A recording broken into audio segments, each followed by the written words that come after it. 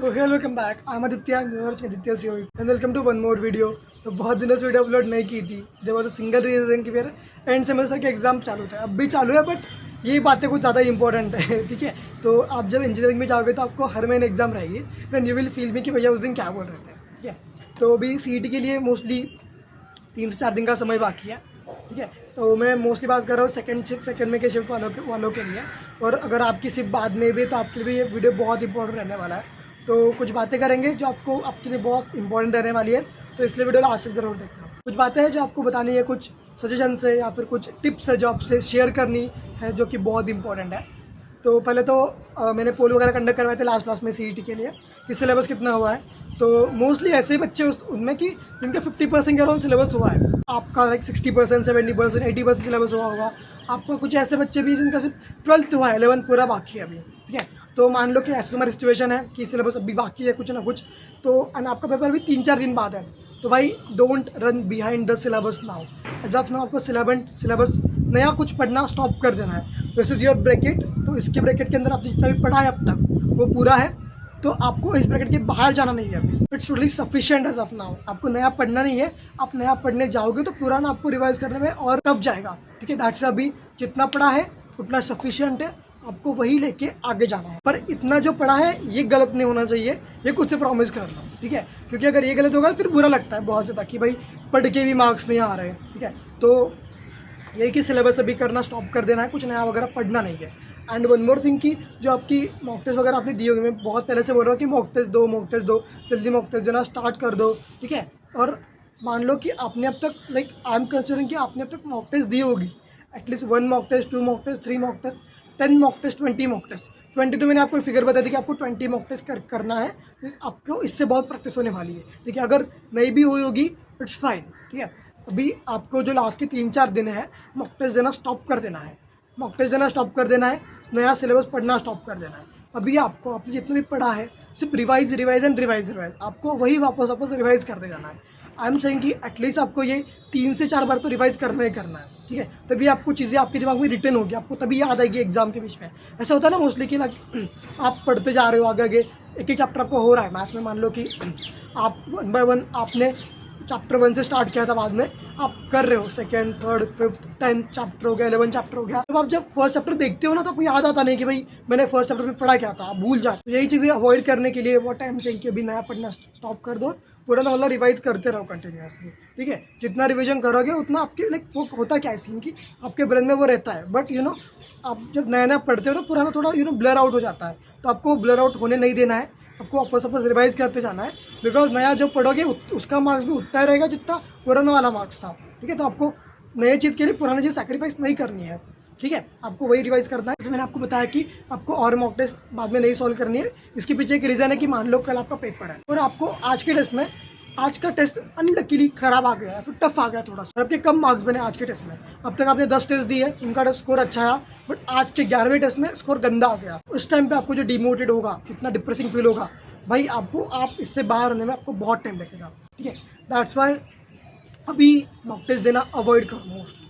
ठीक है, अभी रिविजन करते रहनी है। नेक्स्ट की मैं आपको अभी पेपर कैसे अटेम्प्ट करना है इसके बारे में बताऊंगा। ठीक है, हमारे टाइम पे हुआ क्या था, लाइक मैंने भी ना आज से कुछ 2 साल पहले CET की एग्जाम दी थी। कोविड के बाद हमारी बैच थी पहले CET के लिए। हमारे टाइम पे ऐसे बहुत इशू आए थे कि हमारे सेंटर पे ना जो पूरा सेंटर के कंप्यूटर बंद हो गए थे एग्जाम में। ठीक है, मान लो आप मैथ सॉल्व कर रहे हो, आधा मैथ्स हो गया आपका, पता चला कि पूरे सेंटर का ही कंप्यूटर बंद हो गया। बहुत पैनिक हो गए थे हम लोग कि भाई कैसे बंद हो गया एग्जाम। अनलकीली हम लोग को वहाँ पे एक्स्ट्रा टाइम भी नहीं मिला था। ठीक है, 15-20 मिनट के लिए, आधे घंटे के लिए जो भी मेरी लाइट चली गई थी, तो बाद में एक्स्ट्रा टाइम नहीं मिला था। उतने टाइम में हमको कवर करना पड़ा था। और उसके बाद ना हमारी री एग्जाम वगैरह भी हुई थी CET की। ठीक है, बहुत इशू आई थी हमारे, बहुत डिफिकल्टीज आई थी हमारे शिफ्ट के टाइम पे। बट अभी ऐसा कुछ होगा नहीं आपके टाइम में मोस्ट प्रोबेबली, क्योंकि अभी चीज़ें वो सॉर्ट हो चुकी है। कोविड को जो आपकी इंपॉर्टेंट चीज़ें हैं, हॉल टिकट वगैरह, वो तो आपको लेने ही जानी है। आप जैसे सेंटर में जाओगे, आपको ना लाइक सॉल्व करने के लिए रफ शीट वगैरह वो प्रोवाइड करते हैं वहाँ पे। ठीक है, तो आपको पेपर कैसे अटेम्प्ट करना है अपन इसके ऊपर अभी बात करेंगे। पेपर अटेम्प्टिंग स्ट्रैटेजी 90 मिनट्स पहले फिजिक्स एंड केमिस्ट्री के लिए रहते हैं,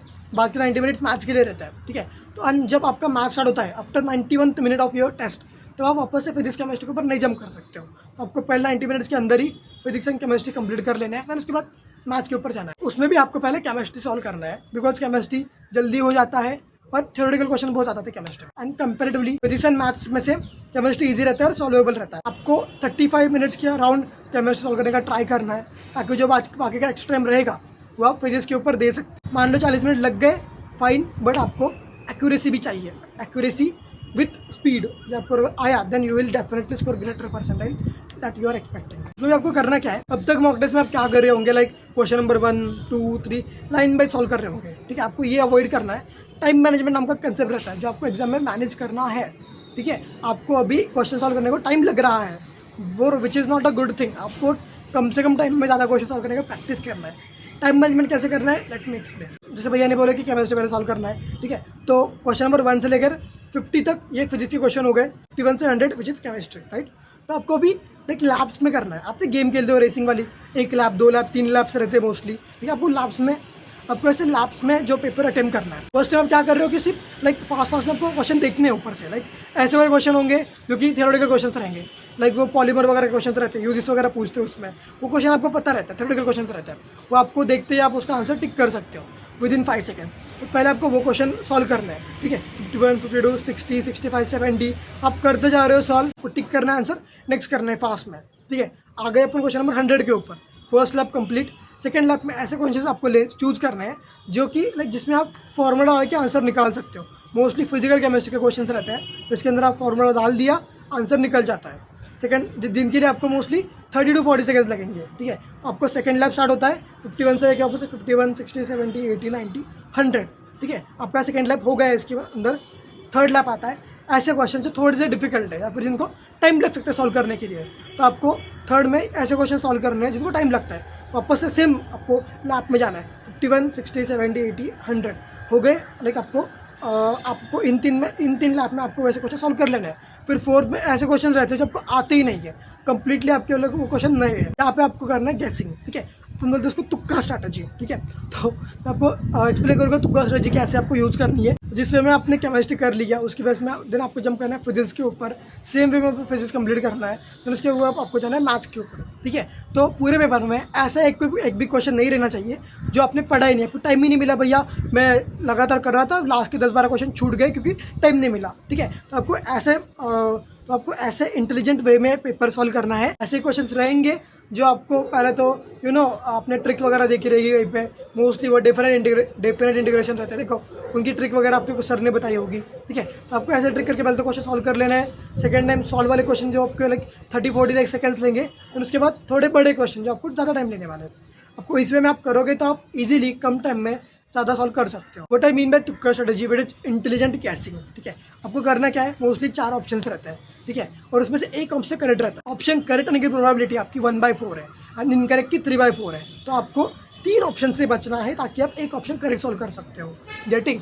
तो आपको करना क्या है, मान लो आपने 1 शॉट देके बुक्स रीड की, आपने बहुत कुछ किया है, तो ऐसे होगा ही नहीं कि आपको कोई नया कुछ देखने को मिलेगा, ठीक है। मान लो कुछ मिल भी गया नया, मान लो फिजिक्स का कोई क्वेश्चन है कि आपको डिस्टेंस निकालना है, ठीक है। तो उसमें मान लो 4 ऑप्शन है, 2 ऑप्शन कुछ पॉजिटिव, 2 ऑप्शन निगेटिव रहेंगे। तो आपको थोड़ा सेंस लगाना है, आपको कॉमन सेंस लगाना है कि भाई मुझे ये क्वेश्चन तो आप पता नहीं करेक्ट है, मुझे क्वेश्चन का आंसर तो पता नहीं है, बट मेरे को इतना पता है कि डिस्टेंस कभी निगेटिव नहीं रहता है, ठीक है। तो मैं इसमें से ना आपको 2 ऑप्शन एलिमिनेट कर देना जो भी निगेटिव करेंगे। देन आपके पास जो 2 ऑप्शन रहता है आपको उन पर तुक्का मारना है, बिकॉज यहाँ पे जो प्रोबेबिलिटी है आपकी आंसर करेक्ट आने की 1/2 है एंड इनकरेक्ट भी 1/2 है, तो 50-50 चांसेस यहाँ पे है। ऐसे तुक्का मारोगे तो आप आधे से ज़्यादा क्वेश्चन आप करेक्ट कर ही लोगे, ठीक है। तो आपको सेम चीज़ यूज़ करनी है, ऑप्शन एलिमिनेशन मेथड। आपके फिजिक्स केमिस्ट्री मैथ्स के ऐसे क्वेश्चंस में आपको उनका आंसर नहीं आता है, ठीक है, तुक्का वगैरह कुछ नहीं रहता है। दिस इज व्हाट तुक्का strategy is, it is option elimination method, intelligent guessing उसको कहते हैं अपन, ठीक है। तो मैंने आपको बोला सिलेबस वाला पार्ट, मॉक टेस्ट वाला पार्ट, पेपर कैसे हम करते हैं उसका, एंड अभी तुक्का स्ट्रेटजी। ये भी बात बहुत इंपॉर्टेंट है कि आपको आपके हेल्थ के ऊपर बिल्कुल कॉम्प्रोमाइज़ नहीं करना है। अभी तो ऐसे नहीं करना कि भाई सिलेबस बहुत बाकी है या फिर रिविजन करना बाकी है तो पैनिक हो रहे हो, रात में स्लीप कंप्लीट नहीं कर रहे हो, ठीक है। Avoid those things. अभी सबसे ज़्यादा प्रायोरिटी आपको हेल्थ के ऊपर देनी है। पहले हेल्थ है, देन आपका एग्जाम है। मान लो आपने पूरा कर लिया, सब कुछ पढ़ लिया, और मेन पेपर के दिन अगर आप बीमार हो गए तो भाई it is not going to count. आपकी जो भी मेहनत है आपकी 5-6 महीने की, ये वेस्ट हो जाएगी इसी टाइम पे। तो आपके लिए बहुत क्रूशियल टाइम है ये वाला। इस टाइम पे आपको मैक्सिमम आपको फोकस करना है हेल्थ के ऊपर। अच्छा स्लीप साइकिल फॉलो करो, हेल्दी खाओ एंड हाइड्रेटेड रहो। समर चालू है, बहुत तेज़ धूप रहती है, हाइड्रेशन मस्ट है अभी के टाइम पे, ठीक है। अभी सबसे ज़्यादा आपको खुद के ऊपर फोकस करना है, खुद के हेल्थ के ऊपर आपको कॉम्प्रोमाइज़ नहीं करना है अभी के अभी, बिकॉज वो जो एग्ज़ाम वाला दिन है वो डिसाइड करने वाला है कि आप आगे जाके क्या करने वाले हो, आपको कॉलेज कौन सा मिलने वाला है। It is up to that day, ठीक है। तो उसी दिन के लिए आपको प्रिपेयर रहना है। आपने अब तक कितना पढ़ा, कितने रातें आपने सेक्रीफाइस की, कितने ट्रिप्स अपने सेक्रीफाइस की, दोस्त पिक्चर के लिए जा रहे थे आपने वो अवॉइड किया, ठीक है। ये काउंट होने वाला है उसी एक दिन के लिए। तो जिस दिन के लिए आपने इतना सेक्रीफाइस किया है उस दिन को आपको बेस्ट ही बनाना है, ठीक है। वो दिन कैसा भी स्टार्ट हो आपको बोलना है कि दिस डे इज़ माइन। जितना भी आपने अब तक पढ़ा है सफिशेंट। अपने खुद के न्यूरॉन्स के ऊपर ट्रस्ट करो, जो भी आपने पढ़ा है आपको याद आएगा। मोस्टली होता है कि जब आप इतना पढ़ते हो ना, रिवीजन करते टाइम में आपको ऐसे लगेगा कि भाई कुछ तो छूट रहा है पीछे, कुछ तो रिवाइज करना बाकी है, या फिर जो रिवाइज किया वो याद नहीं आ रहा कि मैंने क्या क्या पढ़ा था, क्या क्या रिवाइज किया था, ठीक है। तो होता क्या इतना पढ़ते पैनिक वगैरह होती है, इस वजह से भूल जाते हो। आफ्टर 3 to 4 रिवीजन ना आपको चीज़ें ऑटोमेटिकली रिटर्न हो जाएगी आपके ब्रेन के अंदर, ठीक है। आपको ऐसे याद नहीं आएगा, बट अब एक्चुअल जब पेपर सामने आएगा ना तब आपको एक एक चीज़ें क्लिक होती रहेगी नॉर्मली। आपको तब याद आएगी नोट्स में कि मैंने कहीं पे तो लिखा था, मैंने इस नोट्स के ये वाले पेज पे मैंने फॉर्मूला लिखा था, तो वो फॉर्मूला अचानक से क्लिक हो जाएगा, ठीक है। तो रिटेंशन, हाँ, खुद के न्यूरॉन्स के ऊपर भरोसा रखो, आपको एग्जाम में याद आने ही वाला है, ठीक है। बाकी अभी पैनिक में तो ज़्यादा, जितना हुआ है सफिशेंट समझो खुद, ठीक है। खुद को इतना भी अभी उसके ऊपर ज़्यादा प्रेशर मत डालो। अभी तो ये सारी चीज़ें थी एज अ बिग ब्रदर मुझे आपकी बतानी थी, आपके लिए काफ़ी इंपॉर्टेंट है। एंड बाकी आपके एग्जाम के बाद तो भाई बहुत सारे वीडियोस आने वाले हैं। मेरा भी एंड सेम का एग्जाम तब खत्म हो जाएगा, तो आपके लिए बहुत चीज़ें आने वाली है। आफ्टर आपके एग्जाम के बाद काउंसलिंग की बहुत बड़ी प्रोसेस रहती है, मैं आपको सारे एक्सप्लेन करने वाला हूँ आफ्टर आपका पेपर। तो मैं भी फ्री उस टाइम पे पूरा, तो मैं भी तो आपको रेगुलर उस टाइम पे वीडियोस आएंगी काउंसलिंग की, कॉलेजेस वगैरह बहुत कुछ आने वाला है उस टाइम पे। कॉलेज कट ऑफ सीरीज़ जो भी अब कंटिन्यू करने वाले, जो भी कॉलेजेस बाकी थे, पर कैसा प्रोसेस रहता है एडमिशन का, फीस क्या रहती है, सारी चीज़ हम डिस्कस में बात करने वाले, प्लेसमेंट वगैरह सारी चीज़ें आने वाली यूट्यूब के ऊपर, ठीक है। बट अभी ये प्राइमरी फोकस आप सिर्फ एग्जाम के ऊपर ही आपका होना चाहिए, अभी बाकी कोई फोकस नहीं रहना चाहिए, ठीक है। अगर स्कोर किया आपने अच्छा तो देन मिलेंगे अगले साल COEP में, अगले साल मतलब या आज से 4-5 मंथ्स के बाद, ठीक है। तो ज़रूर से मिलेंगे। मेरे कमेंट्स भी बहुत आते हैं, लाइक अब तक मोर देन 1000-2000 कमेंट तो आई होगी पूरे यूट्यूब पे कि भैया I am coming to COEP next year, ऐसे वाले कमेंट। जितने कॉलेज में सीट्स हैं उसके ऊपर कमेंट्स आ रहे हैं कि भैया I am coming to COEP 2024, ठीक है। बाकी जितने भी लोग आएंगे भाई दिल से आप सबका वेलकम है। मैं भी आपसे मिलने के लिए बहुत एक्साइटेड हूँ, ठीक है। तो जल्दी मिलेंगे अपन कॉलेज के कैंपस में। बाकी पढ़ते रहिए and all the very best for your exam.